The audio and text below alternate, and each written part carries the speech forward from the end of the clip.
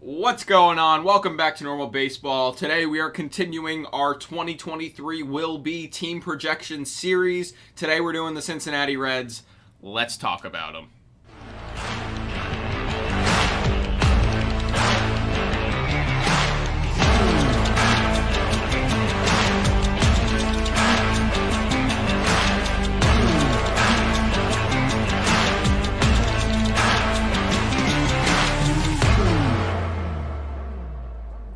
What's going on? Welcome back to yet another episode of the Normal Baseball 2023 Will Be Series.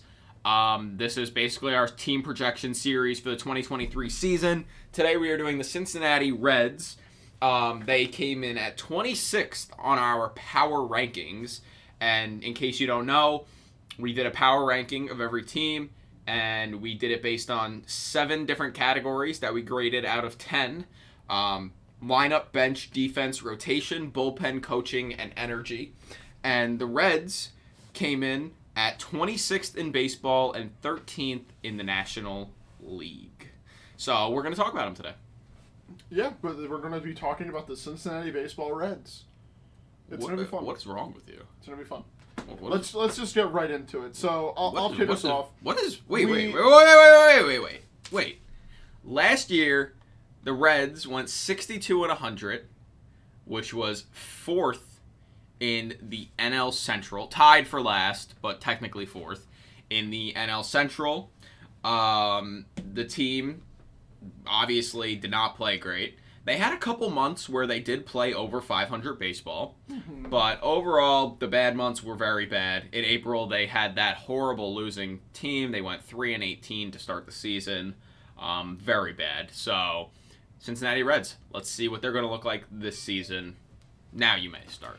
So, for anyone who does not understand just yet or is only listening to the Cincinnati Reds Will Be from Normal Baseball, I will tell you that we decided to use 7 different categories to rank each part of every team, 1 through 10, to get a maximum total score of 70.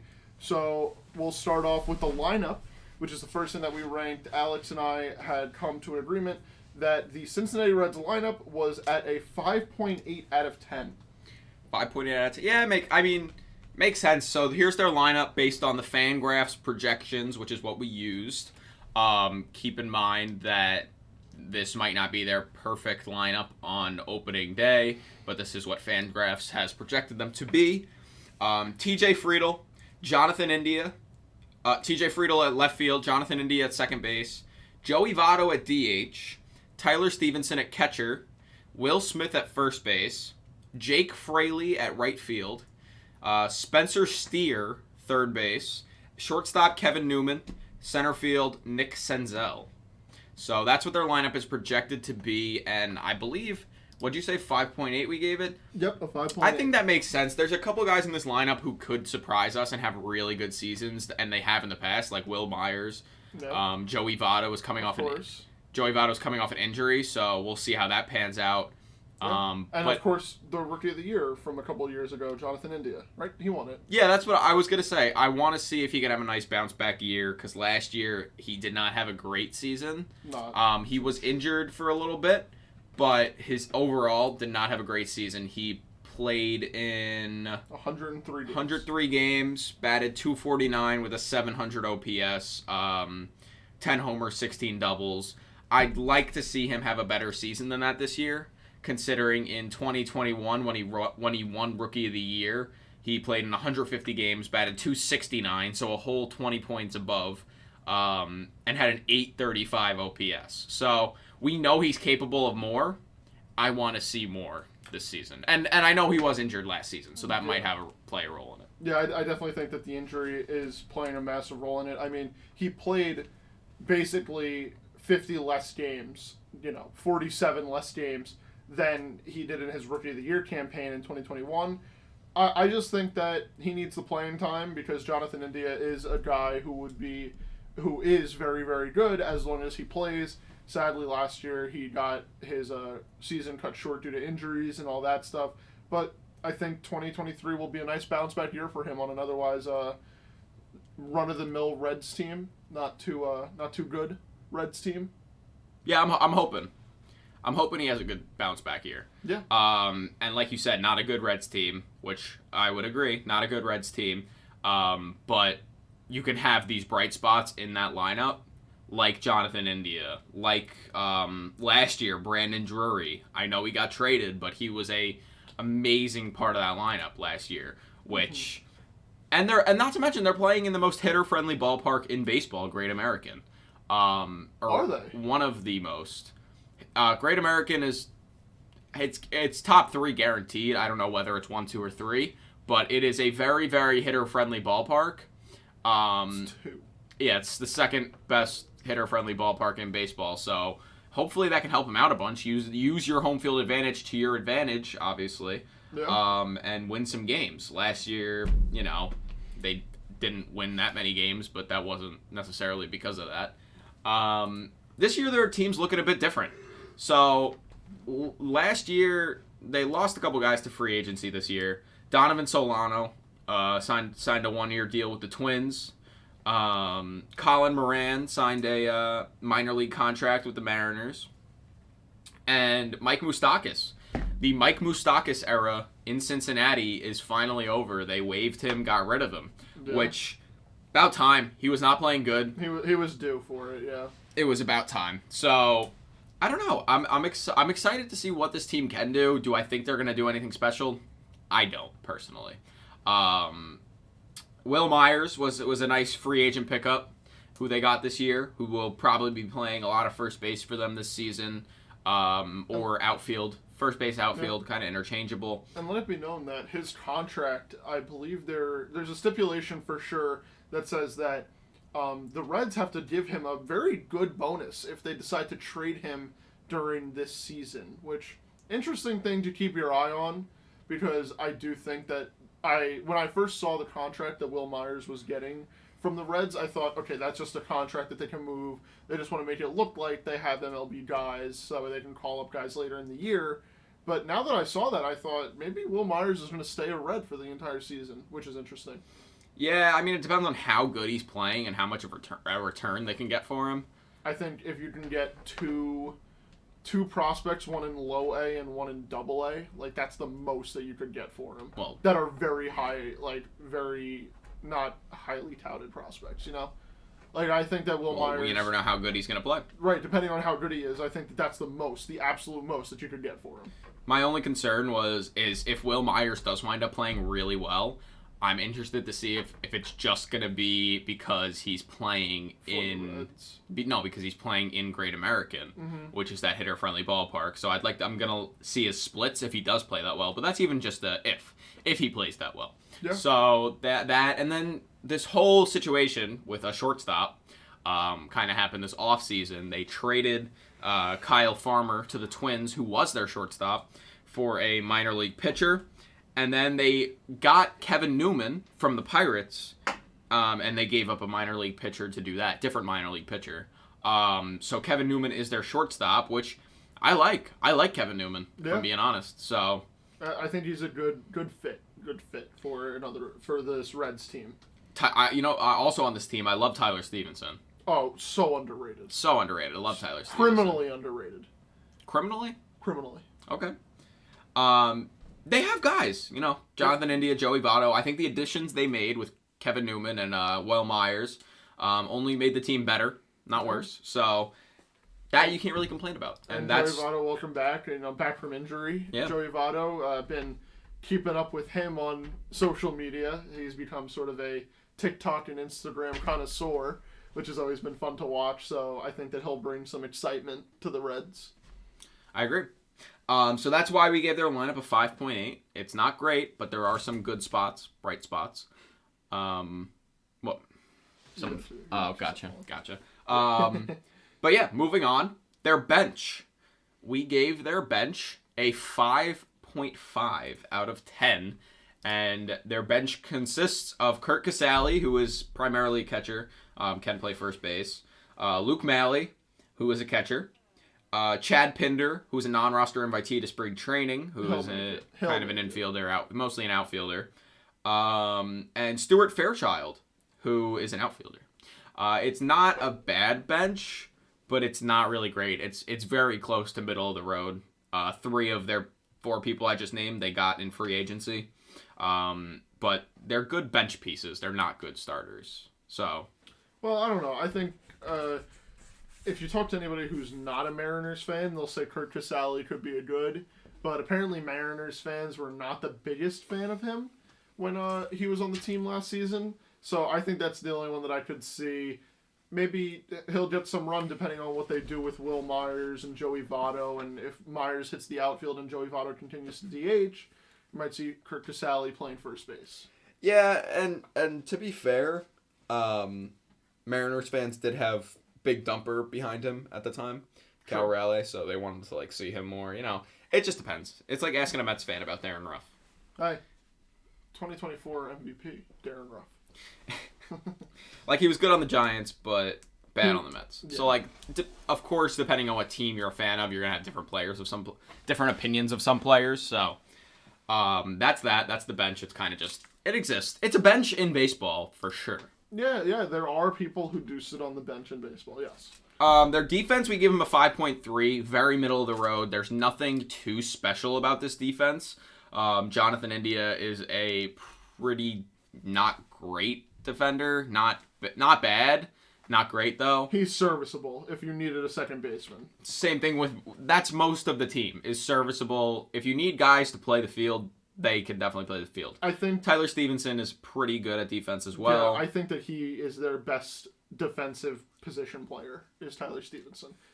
I can't say that for sure. I haven't really I like watched him. a couple of these like other guys. The way that he plays behind the plate. He does not do too well when it comes to the actual catching part of it, but I mean, he blocked balls. He can really just get down and block wild pitches or pass balls, and he has a pretty good arm.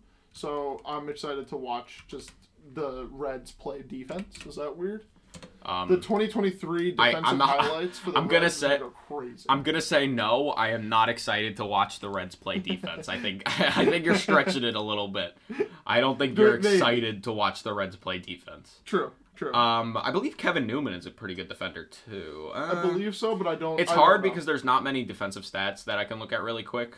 Without doing a deep dive type of thing. Yeah. So, but yeah, very middle of the road team in terms of defense. Yep. Their rotation.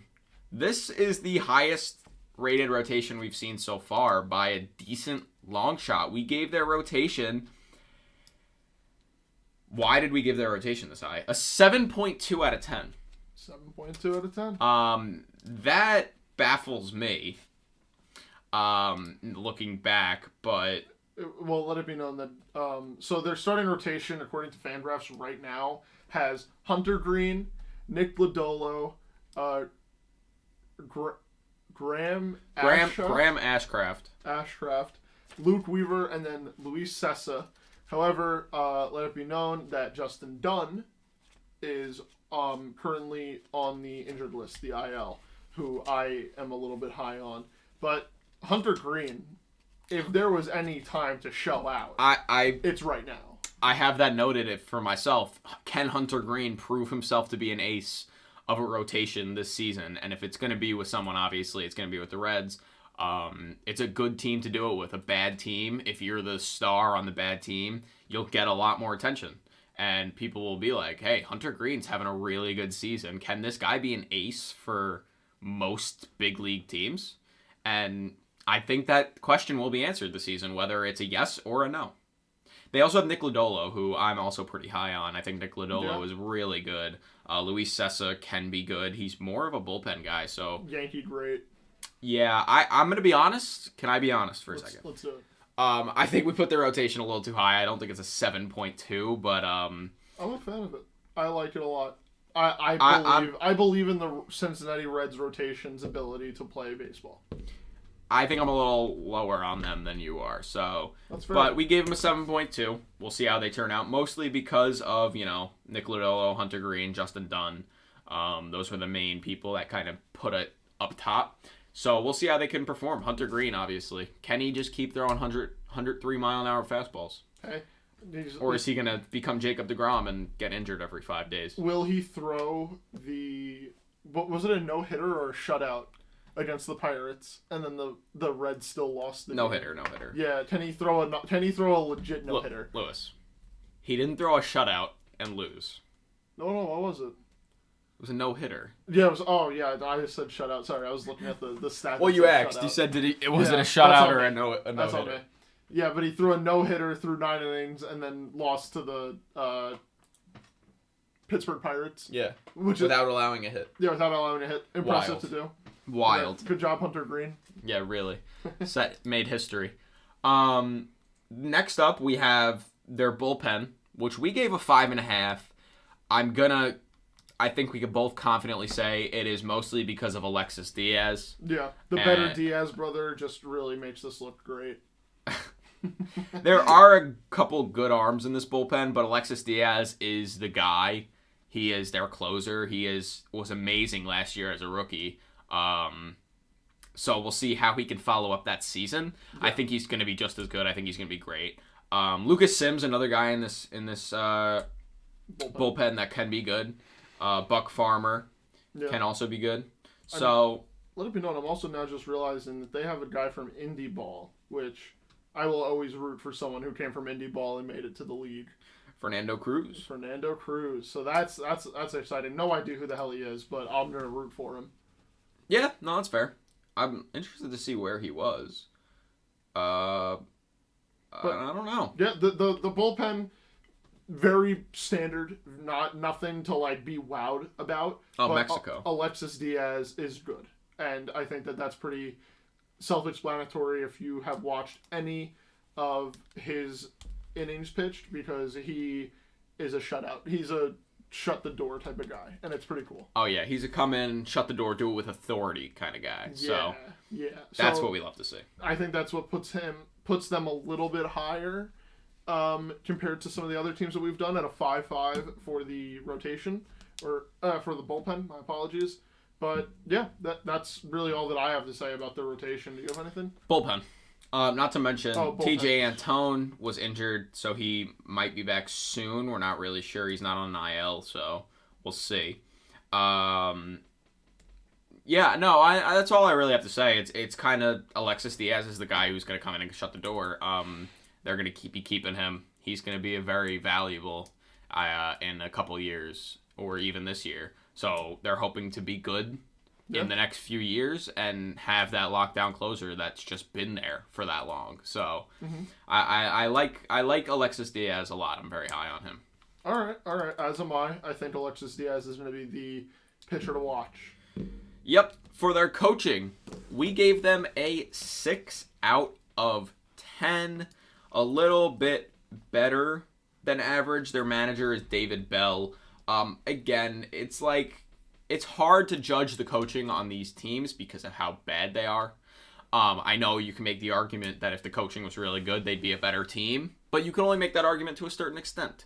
I don't think it's bad coaching, but I don't think it's, not top notch. So yeah, I agree with that. I think the coaching staff on both the pitching and hitting and the manager itself, I think they're all capped out at what they can do, but I also don't think that given the opportunity to have a better lineup or a better rotation, they could improve themselves. Yeah. I definitely think that they are good at what the Reds want to accomplish this upcoming season. Mm-hmm. So that's their coaching. Lastly, but not least, we had their energy. We had them at a 6 out of 10, which... they have guys that can have energy. It's kind of the same argument we've had for every team so far. You got Joey Votto can show energy. He's more of a funny guy, but can also show energy.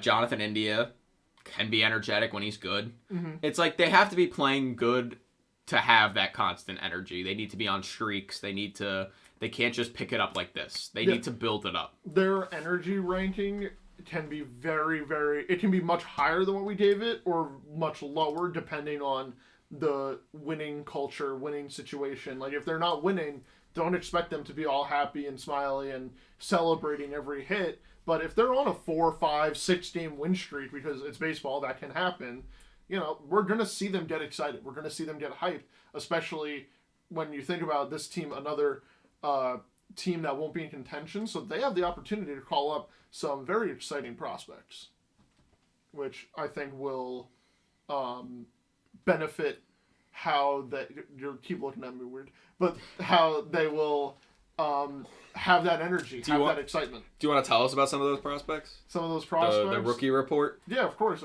I mean, the one that everyone should be looking at is Spencer Steer. However, I think it's kind of consensus that he is going to make the opening day lineup on at third base. However, a couple other guys to take a look out for. Certainly, Novel Marte, just acquired in the trade last deadline with the Seattle Mariners for Luis Castillo. Novel Marte, shortstop, so if Kevin Newman or hell, even if Jonathan India is not playing well, I would totally love to see the Reds give Novel Marte some run.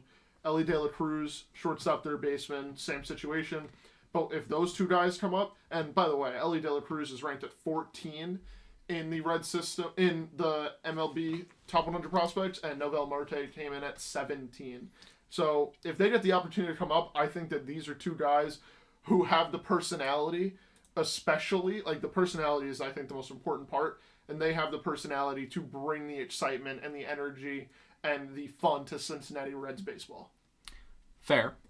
I think Marte, like you said, I don't think even if Kevin Newman and India are playing bad, I don't think they're just going to call him up. I think Newman and India are now they're big league guys. They're not going to get replaced by a rookie for no reason. I think it's going to be if one of them's getting injured.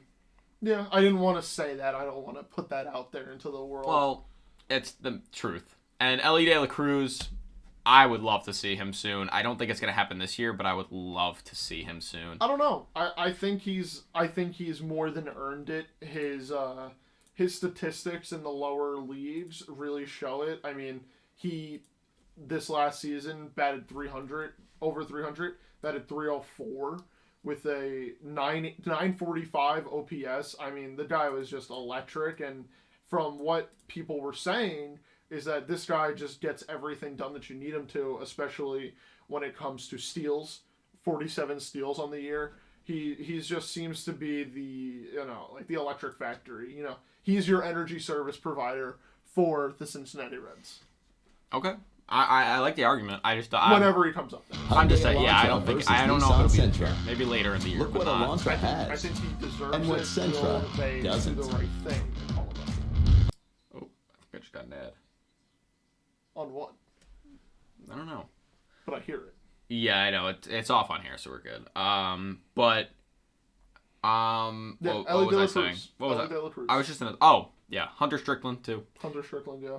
He's not a prospect. Don't get me wrong. Another guy to look out for, though. No, but he is non-roster invitee to spring training, minor league contract. I don't know. I wanted to note it before I forgot it because I was already beginning to forget it. Yeah, I gotcha. But those are the prospects that I am going to be looking out for on the Cincinnati Reds. Definitely make sure to keep an eye on some of those guys because this will be the tell, especially for Novel Marte, whenever he gets called up, if the Luis Castillo trade was really worth it. I think the Reds already consider it worth it, considering that Luis Castillo signed that big contract. Yeah, he was gone anyway. With the Mariners. But do you think that was the best package that the Reds got, or do you think there was a better one out there? Yeah, it was 100% the best package the Reds got. They were asking for a lot for Castillo. Already seems like too much, and they got the Mariners, top 4 prospects, top 5 prospects. It's just, it's got to be worth it when you look at it like that. So that's fair. So Novel Marte, I think if I had to rank him, Novel Marte is definitely number 1 on the watch list for me. Okay. Now let's go through our team MVPs for hitters and pitchers. Who do you think their MVP hitter will be this season? I'm gonna go with Joey Votto. Joey Votto. Just chalk, the oldest tenured player on the team, and sure he's getting older by the day, but I think Joey Votto just still has it in him. Okay, I'm gonna go with Jonathan India. Mm-hmm. I think have a bounce back season, have a good year, prove that your rookie year wasn't just like a fluke. I don't want to say luck, fluke. which I think he'll have a good year. I think he'll bounce back. He'll have a nice year. Also up there for me is Jake Fraley, who they also got in the Luis Castillo trade last August. So, or last March, August. Where'd you get March from? Wait. It was a mid-season trade. Fraley, they got... Oh, no, Fraley was the Votto trade. That's my fault. I mean, not Votto. I'm an idiot. Fraley was the Winker trade. There you go. In 2022. But yeah, I think he could also have a good year. Not MVP, I'm not going to say, but good year. Keep your eye out on him. Yeah. Now, who's your MVP pitcher for the Reds? My MVP pitcher, I'm going to go with Alexis Diaz. Me too. Yeah. I mean, you can say Hunter Green, but I think Alexis Diaz is more proven, but that's just because his inning sample size is smaller. I think if they were given the same amount of work, I think then it would be Hunter Green, but because Hunter Green has to face the lineup 2, 3, even 4 times, depending on what's happening, you can't say that he's going to be the MVP, the Cy Young Award winner for the Cincinnati Reds. It's Alexis Diaz. Yeah, I just think it's going to be as simple as he's going to be dominant. Yeah. It's going to be as simple as that. He will be Not dominant. to say Hunter Green won't, but when you're doing it as a closer, it's always more of like... entertaining. Yeah. It's like Edwin Diaz. Except his brother. Yeah. Yeah, that's true. That is true. They are related. But yeah, for the Reds, we had overall, out of the 70 possible points in our power ranking system, they had 41.3, coming in at 26th best in baseball and the 13th best in the National League. Now comes the end of the episode where I say Lewis, the Cincinnati Reds will be in 2023, and Lewis will tell me what place they will be in. Lewis, the 2023 Cincinnati Reds will be in 4th place in the National League Central. 4th place. Okay. Yep. I'm going. You want to ask me? Alex, the Cincinnati Reds in 2023 will be in 5th place. 5th place. Yep, I'm saying it. Dear Lord. Yeah, I'm sorry, Reds, but it be like that. That's fair. That's the end of the episode. We thank you guys for watching, listening, viewing, comment, subscribing, liking, following the podcast, sharing with your friends, all that fun stuff. And let's go Reds, baby. Let's go Reds. Let's go Reds, and we'll see you guys next time. Woo! Peace. Let's go Reds.